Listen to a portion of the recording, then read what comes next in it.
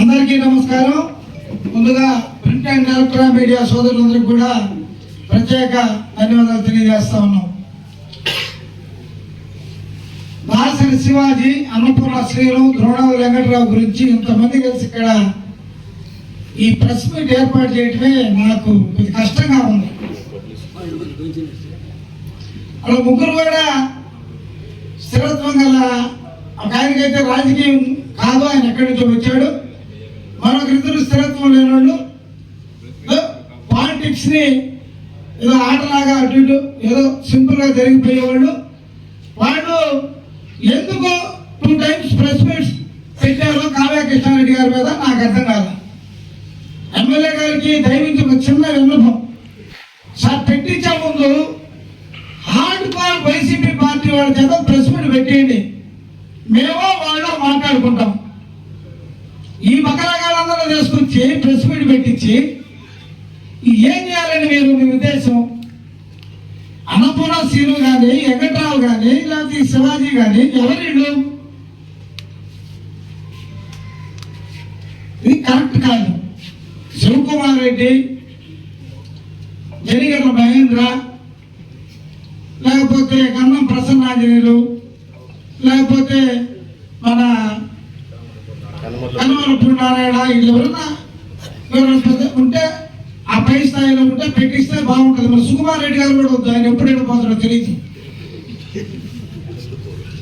దయవుంచి MLA గారికి మా విన్నపం ఏంటంటే మరొకసారి 7 చేత మీకు ఇప్పటికే గ్రాఫ్ తగ్గుంది, 7 చేత పెట్టిస్తే ఇంకా తగ్గిపోతుంది గ్రాఫ్. పెట్టించేటప్పుడు ఒక పద్ధతి, ఒక పాడు ఉండాలి.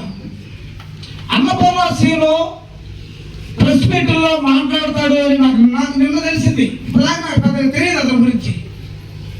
ఎందుకు మాట్లాడుతున్నాడో నాకు అర్థం కావట్లా. ప్రతాపని మాట్లాడాడంట, మన కావ్యకృష్ణ ప్రతాపని మాట్లాడాడంట. నీ యొక్క అభిమాన భక్తుడైనటువంటి నందమూరి తారక రామారావు గారి మనవడిని, ఒరే పప్పునాయుడు, నీకు దమ్ముంటే రారా కావాలి నా మీద పోటీ చేసి గెలువంటే నువ్వెక్కడ ఉన్నావు? ఎక్కడ ఏకవచనంతో మాట్లాడితే ఎక్కడ ఖండిస్తున్నావు? నీకు ప్యాకేజ్ ఎంత? ఏ ప్యాకేజ్ కోసం నువ్వు మాట్లాడుతున్నావు? నువ్వు నందమూరి వీరాభిమానివి, ఎందుకు మాట్లాడుతున్నావు? మొదటిసారి నిన్ను క్షమించాం, రెండోసారి పార్టీని కానీ పార్టీ నాయకుడిని కానీ విమర్శిస్తే ఎవరిని క్షమించే పనే లేదు. నువ్వు తెలుగుదేశం పార్టీలో పనిచేసావా? మా తమ్ముడు కృష్ణ చెప్పినట్టు అసలు అట్లంతా బాలకృష్ణ కాస్త నువ్వు పనిచేసావా?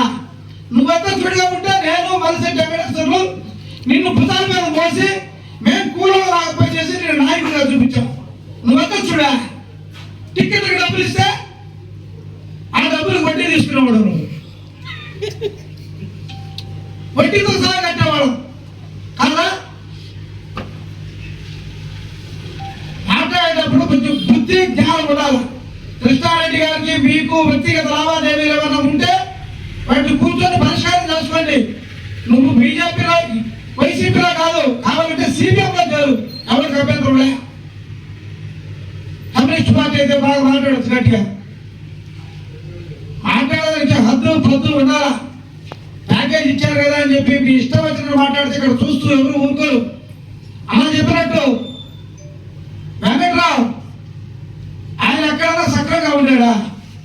ఈళ్ళే 4 నెలల ముందు మేమందరం కూడా 5 నెలల ముందు సుబ్బారాయుడు టికెట్ రావాలని మేము కోరుకున్నాం. ఆయనతో పనిచేసాం. పార్టీలో వాళ్ళ పేరు కుటుంబం ఉంది కాబట్టి ఆయన టికెట్ వస్తే బాగుంటుందని కోరుకుంటే వీళ్ళందరూ కృష్ణారెడ్డి గారికి టికెట్ రావాలని కోరుకున్నాం. వీళ్ళంతా మరే అనుకుంటున్నాను అని చెప్పుకొని మాట్లాడి బలంగా తిరిగిన వీళ్ళంతా ఏమొచ్చింది? మీకు ఎక్కడ తేడా వచ్చింది? ఏ ప్యాకేజీలో ఏ డబ్బులో తేడా వచ్చింది? ఎందుకు ఈ విధంగా మాట్లాడుతున్నారో మాకు అర్థం కావట్లా. మీ చేత మాట్లాడించి ప్రయోజనం లేదు, మీ చేత మాట్లాడిస్తే ప్రయోజనం లేదని సందర్భంగా తెలియజేస్తా ఉన్నా. ఒకవేళ దీని మీద కానీ మరలా ప్రెస్ మీట్ అనేది కానీ వస్తే ఈసారి చెప్పే పరిణామాలు ఏదైనా తీవ్రంగా ఉంటాయి. అన్న చెప్పినట్టు దాసరి శివాజీ ఎవడు వాడు? వాడెవడు? దాసరి శివాజీ వాడెవడు? వాడి ఇంటిని దిగ్బంధం దిక్కులేదు. ఒక సామాజిక వర్గం ఎవడో ఒకడు ఒక దాన్ని పెట్టుకొని బతుకుతున్నాడని, మానవ ఆహారాన్ని అడ్డం పెట్టుకొని బతుకుతున్నాడని పట్టించుకోకుండా వదిలేసి ఎవడో దాన్ని పెట్టుకొని బతుకుతున్నాడు, ఒక లెటర్ పెట్టని చెప్పి వదిలేస్తే వాడు ఒక నాయకుడు ప్రొజెక్ట్ అవుతూ 200 కుటుంబాలు చేర్చాడంటే ఈ కుటుంబాలకు వదిలేడా? ఆయన మీద బాగుంట్లో బుద్ధికారం ఉండాలి. ఉదయపాడులో నీ ఇంటిని దిగ్బంధం చేస్తే నీకు దిక్కులేదు. ఎమ్మెల్యే గారి కృష్ణారెడ్డి గారి గురించి నీ ఇష్టారాజ్యంగా మాట్లాడతావా? ఏ రకంగా కావాలి నియోజకవర్గంలో కానీ, పాత కావాలి నియోజకవర్గంలో కానీ, కొత్త కావాలి నియోజకవర్గంలో కానీ దళితుల గురించి మాట్లాడిన సందర్భం నీకుందా? నువ్వెవరో మాకు తెలియదు. మానవ ఆహారం చెప్పి 2 సంవత్సరాల కింద ఇక్కడికి వచ్చి ప్రతి ఆఫీసులో అంబేద్కర్ జయంతి డబ్బులు వసూలు చేసుకున్న చరిత్ర ఉంది. అటువంటి చరిత్ర ఎవరు ఈరోజు అక్కడ కూర్చొని ఆయన ఏదో మాట్లాడతాడు. కృష్ణారెడ్డి గారు ఇక్కడ భూములు ఉన్నాయి, అవన్నీ దోపిడీ చేశాడు, దళితుల భూములు ఆయన 2 ఎకరాలు చేశాడు, 2 ఎకరాలు చేశాడు అని చెప్తున్నాం. నీకు చెప్తున్నా సమాధానం. కావాలి ఎమ్మెల్యేకి ధైర్యం ఉంటే రండి.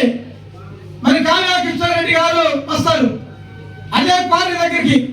ఆయన ఏ అవినీతి చేశాడో మీరు నిరూపించండి. మీ అవినీతిని మీరు ఎక్కడికి పిలిపిస్తారో, లేకపోతే మేము అక్కడే పిలిపిస్తాం, మా ఎమ్మెల్యే అభ్యర్థి ఎక్కడికి పిలిపిస్తాడో అక్కడికి మీరు రండి. మీరు ఎన్ని చెరువులు, ఎన్ని పంట కాలంలో, ఎన్ని కుంటలు, ఎంత మైనింగ్ మాఫియా, ఎంత ఇసుక దోపిడీ, ఎంత లిక్కర్ దోపిడీ, ఎంత చేసావో మొత్తం పేజీలుగా పుంకాలుగా మేము నిరూపించడానికి సిద్ధంగా ఉన్నాం. నువ్వు చేసిన అవినీతి దౌర్జన్యం, ఇటువంటి అవినీతి మీద దౌర్జన్యం మీద నువ్వే మాట్లాడేది ఏంటి?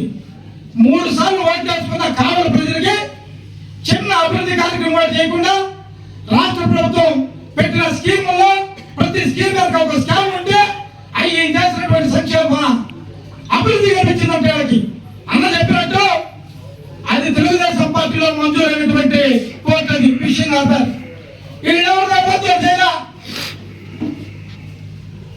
మరి ఈరోజు ఈయన ముగ్గురికి పెద్ద భూతత్వాలు 3 తీసినట్టున్నాడు ఎమ్మెల్యే గారు. ఇక్కడ అభివృద్ధి కనిపిస్తుందంటే ఎక్కడ కళ్ళు చెన్నై అయినా పెద్ద ఏదో బాగా అర్థం కావట్లా.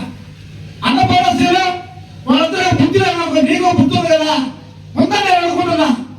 ఎక్కడ అభివృద్ధి?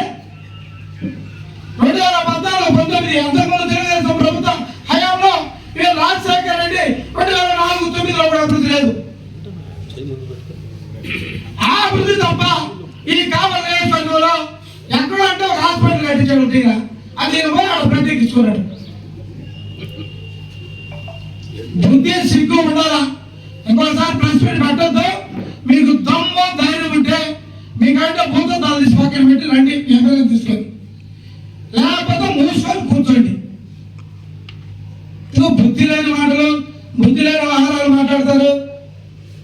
ఏమైనా అవినీతి దౌర్జన్యం చేస్తుంటే కృష్ణారెడ్డి గారి మీద ఓపెన్గా చెప్పండి. అదే భారీ కృష్ణారెడ్డి అంటే ఈడవుడు, ఈడెక్కడవాడు, ఎక్కడ ఉండేవాడు, ఈడు మాట్లాడేది అంటే ఇక్కడ ఎవరు మహారామాజు ఎవరు మాట్లాడేవాడు లేరు.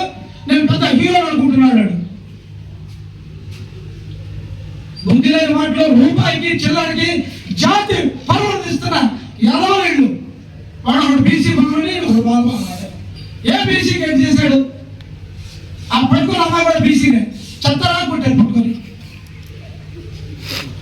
బీసీ భవనం నీకు కొద్దిగా నష్టపోయావు, దెబ్బతిరిపోయావని సాగిపోతుంది అనుకున్న సీను.